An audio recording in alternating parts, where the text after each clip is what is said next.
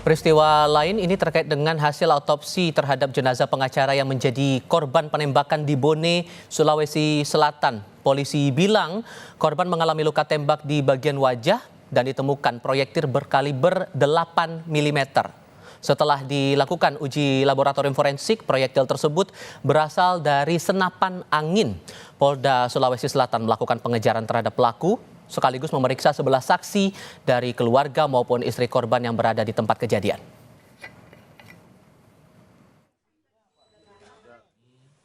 Luka tembak di bagian muka bawah mata kanan. Terus kemudian peluru bersarang di tulang leher.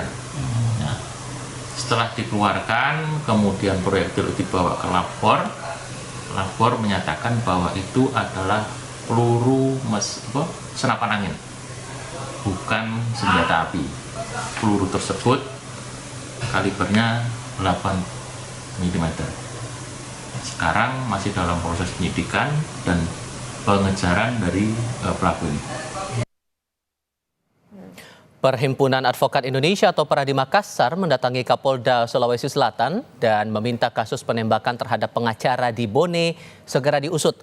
Teman seprofesi korban mendesak polisi segera mengungkap identitas pelaku penembakan terhadap Rudi S. Gani. Mereka menduga kasus ini direncanakan dan pelaku merupakan profesional dalam penggunaan senjata. Sebelumnya, teman seprofesi korban mengungkap adanya beberapa kasus yang ditangani korban di Bone. Terakhir, korban sempat berkunjung ke Mapolres Bone pada akhir tahun lalu, 31 Desember 2024, sebelum insiden penembakan di malam harinya hingga membuat korban tewas. Ini adalah menggunakan senjata, apakah itu modelnya senjata apa yang jelas, dan orang yang melakukan ini tidak diketahui sampai sekarang, berarti kan orang ini tidak sembarangan, ya. Orang ini mengerti alat yang digunakan dan ini barang jelas direncanakan karena waktu yang digunakan juga untuk melakukan kejahatan ini adalah bukan waktu sembarang. Sehingga tadi Pak Kapolda mengatakan ya ini perencanaan. Berarti kan pasal 340 KUHP. Di lain pihak, Kapolda Sulawesi Selatan berjanji akan mengusut tuntas kasus penembakan di Bone yang menewaskan seorang pengacara. Kapolda Sulawesi Selatan Irjen Yudiawan menyebut telah menerjunkan tim untuk mengejar pelaku. Polisi pun masih memeriksa proyektil dari timah yang ditemukan di tempat kejadian. Dan motif penembakan masih diselidiki dengan memeriksa beberapa saksi di tempat kejadian perkara. Yang bersangkutan karena ditembak, langsung kita laksanakan otopsi dan sudah diketemukan proyektilnya dan sekarang lagi di proses pemeriksaan di lapor. Dan kami dari Polda langsung turunkan tim untuk melaksanakan membackup Polres Bone untuk melakukan penyidikan lebih lanjut. Kita cari motif daripada penembakan di sekitar lokasi, terus kemudian nih berikan percayaan kepada kami untuk melaksanakan proses penyidikan. Ya.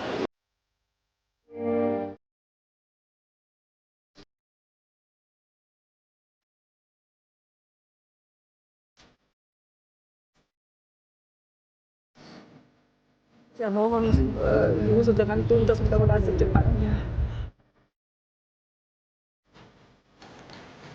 Duka Mariam, istri Rudi S. Gani tak tertahankan saat mengantarkan jenazah suaminya ke tempat peristirahatan terakhir di pemakaman umum Galung Boko, Kabupaten Pangkep, Sulawesi Selatan. Mariam masih tak mengira suaminya menjadi korban penembakan di malam pergantian tahun baru.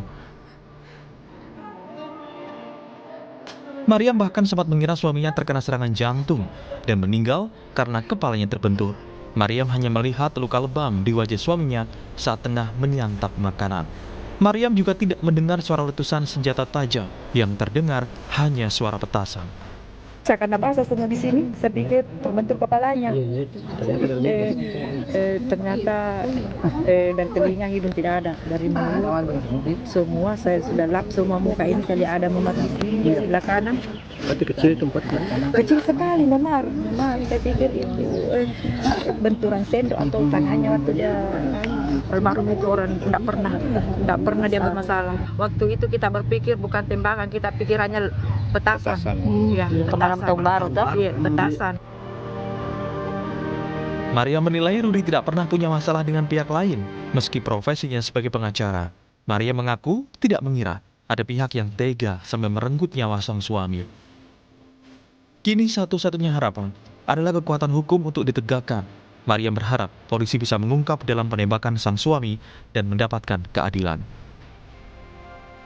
Tim Liputan, Kompas TV.